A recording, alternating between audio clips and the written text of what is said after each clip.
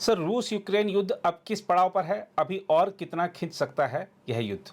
नहीं देखिए, रूस और यूक्रेन का जहाँ तक सवाल है, अभी एक दो चीज़ें बड़ी इम्पोर्टेंट हुई हैं और ये सबसे बड़ी इम्पोर्टेंट तो है कि रूस ने अद्विका पर जो सिटी है, टाउन है, उसको कैप्चर कर लिया है। और जो यूक्रेन की सेना पूरी पीछे हट गई है।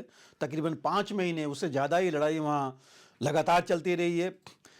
रूस ने कम से कम 9 से 10 अटैक, बल्कि ज़्यादा ही वहाँ पर किए हैं और तब जाके फाइनली ये उसको कब्जा मिला है।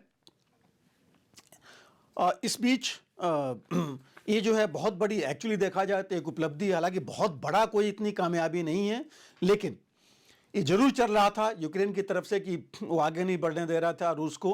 तो जो ये कहते हैं मॉरल कामयाबी जरूर मिली है रूस को। उसका मोराल उनके लोगों का जरूर बढ़ा है, उसकी सेना का बढ़ा है, और यूक्रेन के सेना का मोराल जरूर डाउन हुआ है, जो पहले लगता था कि वो रूस को कब्जा नहीं होने देंगे।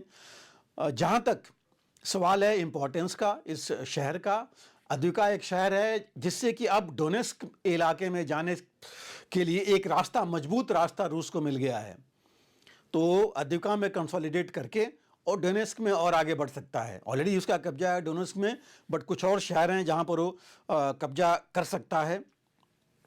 लेकिन ये नाटो और अमेरिका के लिए एक धक्का है, क्योंकि हालांकि जो बाइडन ने, तो अमेरिका के राष्ट्रपति ने बोला है कि ये विड्रॉल इस वजह से हुआ कि उनकी कांग्रेस ने, अमेरिका के, उन्होंने सैंक्शन नहीं किया, अप्रूव नहीं किया जो एड मिलनी चाहिए थे यूक्रेन को। बाकियों ने भी यही बोला कि चूँकि यूक्रेन को सहायता नहीं मिली, एड नहीं मिली, हथियार और गोला बारूद की कमी थी, इसलिए वो आगे बढ़ नहीं पाए और रोक नहीं पाए अमेरिका को। अब यूक्रेन ने यही कहा है कि वो आगे की देख रहा है कि रूस इसके बाद अपनी क्या रणनीति बनाता है, कैसे आगे बढ़ता है, और उसके लिए वो तैयार हैं। क्योंकि अभी जो है, उन्होंने तैयार तो है नहीं, मेरे ख्याल से तैयारी करेंगे, क्योंकि अभी उन्होंने गोला बारूद, जैसे मैंने कहा, हथियार, एम्यूनिशन चाहिए उनको। उन्होंने अपने फ़ौज में ऑलरेडी पिछले कमांडर इन चीफ को हटा के दूसरा लगाया था, तो उन्होंने भी अपनी तैयारी करनी है। और कुछ चीज़ें उनको मिली हैं, जैसे कनाडा ने अभी 800 ड्रोन उनके दिए हैं, खास करके रेकी सर्वेलेंस ड्रोन्स हैं, जो कि उनको जानकारी देंगे कि रूस की सेना कहाँ है, क्या प्लानिंग कर रही है। प्लानिंग तो मतलब वो रेकी कर पाएंगे, देख पाएंगे, इंफॉर्मेशन ले पाएंगे। कुछ चीज़ें जो इसमें हुई थी इस लड़ाई में पिछले कुछ दिनों में, कि यूक्रेन ने जो है तकरीबन रूस के 2 फाइटर जेट्स को मार गिराया था, खास करके जो उसको मिसाइल्स मिली थी, जिसमें स्टॉर्म शैडो जो इंग्लैंड से मिली थी, वो काफ़ी कारगर हुई थी। जो क्रीमिया का इलाका था, ब्लैक सी का इलाका था, वहाँ पर कुछ कामयाब हमले किए थे यूक्रेन ने, लेकिन उससे कोई ख़ास फ़र्क नहीं पड़ा ज़मीनी हालात पर। और उस इलाके में ज़रूर ये हुआ कि रूस को थोड़ा अपनी जो वहाँ नेवल प्रेजेंस थी, उसको थोड़ा कम करना पड़ा, उसके ऊपर उनको नुकसान हुआ। अभी जो हालात है, देखिए, ओवरऑल ज़मीनी हालात में तो रूस ऊपर आ गया है, क्योंकि वो कब्जा कर लिया है, कंसोलिडेट कर लिया है अपनी जगह। एयर पावर में, एयर डिफेंस में, एयर में थोड़ा बहुत आगे है रूस। थोड़ा बहुत नहीं, आगे तो है, क्योंकि रूस ने सुपरियरिटी तो स्टेब्लिश कर ली थी एयर की, लेकिन अब उसको अगर नुकसान कहीं से हो रहा है तो सिर्फ मिसाइल से, स्टॉर्म शैडो और बाकी जो मिसाइल्स हैं, जो इनके एयरक्राफ्ट और बाकी चीज़ों पर हमला कर सकती हैं। अदरवाइज इसमें एयर के मामले में, हवाई हमले के मामले में रूस अभी भी आगे है यूक्रेन से, या नाटो के या यूएस उनसे आगे है। जहाँ तक नेवी का हाल है, समुद्री सेना का, या उस इलाके की जो हम अभी बात कर रहे थे, ब्लैक सी और क्रीमिया के इलाके में, उसमें ज़रूर नुकसान किया था यूक्रेन ने, जहाँ पर रूस को बहुत कुछ बढ़त वहाँ नहीं मिल पाई है। अभी जो है, जहाँ तक यूक्रेन की हालत है, रूस ने तो और कर रखा है, रूस ने अपनी प्रोडक्शन काफ़ी बढ़ा दिया है। 100% उसने अपने हथियार का प्रोडक्शन बढ़ा रखा है। उसको नॉर्थ कोरिया से भी हथियार मिल रहे हैं, अम्यूनिशन मिल रहा है, अभी की न्यूज़ अगर परसों की आप देखिए तो एक गाड़ी उन्होंने लिमो प्रेजेंट किया है पुतिन ने नॉर्थ कोरिया के किंग जोंग को।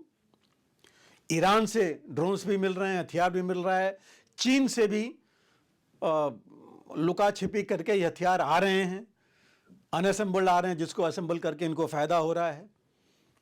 तो रूस जो है अपनी ताकत और बढ़ा रहा है। रूस ने अपनी रिक्रूटमेंट भी काफ़ी कर ली थी, ट्रेन भी कर लिया था। वो लड़ा के अभी कुछ दिनों में सारे के सारे 3 लाख जो उन्होंने रिक्रूट किए थे वो तैयार हो जाएंगे ज़मीनी लड़ाई के लिए। यूक्रेन की जो सबसे बड़ी प्रॉब्लम है, ना उनके पास अभी फंड्स आ रहे हैं, ना उनके पास हथियार हैं, दोनों की कमी है उनके पास। मोराल ऑलरेडी उनका डाउन हो चुका है। करप्शन के चार्जेज अभी भी हैं, काफ़ी उन्होंने करना है इसके बारे में। और उनमें उनकी जनता में भी अब वॉर फटीग आ गई है यूक्रेन में। उनका कहना है कि बहुत तहस नहस हो गया, अब जो है उसी को कंसोलिडेट किया जाए। तो जो सिविल मोराल है वो भी नीचे आ चुका है। नाटो में भी अब एक राय नहीं है। 2 साल कुछ ही दिनों में हो जाएंगे, हो गए हैं तकरीबन लीजिए तो। इन 2 सालों में हासिल कुछ नहीं हुआ है नाटो को। उनकी इकॉनमी जरूर काफ़ी नीचे हो गई है। और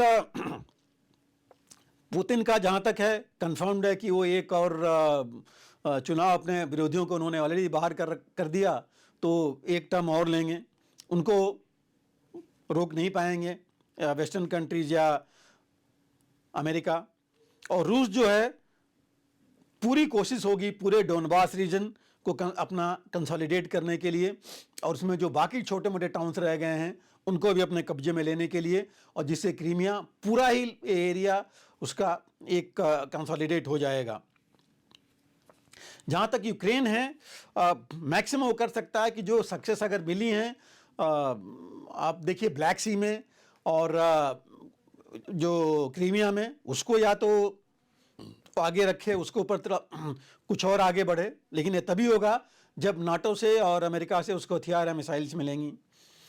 ड्रोन्स का प्रोडक्शन बढ़ा रहा है, लोकनी ड्रोन्स लोकल जो है मैन्युफैक्चर कर रहा है यूक्रेन, उससे उसको थोड़ा बहुत फ़ायदा हो सकता है। लेकिन मुख्य जो चीज़ है उसको अपनी पूरी स्ट्रेटजी रणनीति जो है बदलनी पड़ेगी कि कैसे वो आगे बढ़ेंगे। लीडरशिप जो है ऐसी जो बनाई है वो आगे बढ़े, और एक कैसे डील करेगी रूस के साथ अभी वो बहुत ज़रूरी है, जो भी उसके पास अभी है।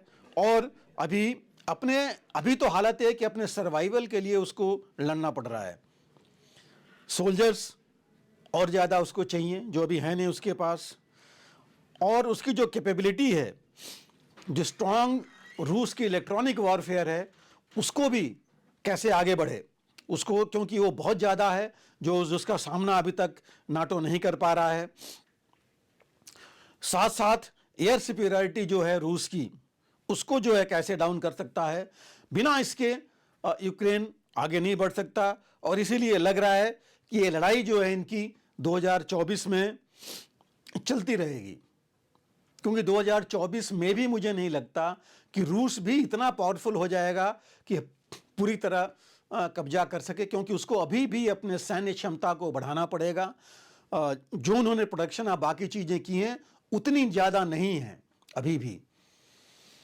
इस साल कुछ हथियार और मिलने लगेंगे यूक्रेन को, तो ये जो चीज़ें देख करके लगता नहीं कि जल्दी ये लड़ाई रुकने वाली है, ये आगे बढ़ती रहेगी और इस साल भी शायद ये जारी रहे। अगर आप भी लेना चाहते हैं देश दुनिया की तमाम जानकारी तो आज ही सब्सक्राइब करें हमारे चैनल को। साथ ही नीचे दिए बेल आइकन को जरूर दबाएं ताकि हर अपडेट आप तक पहुंच सके।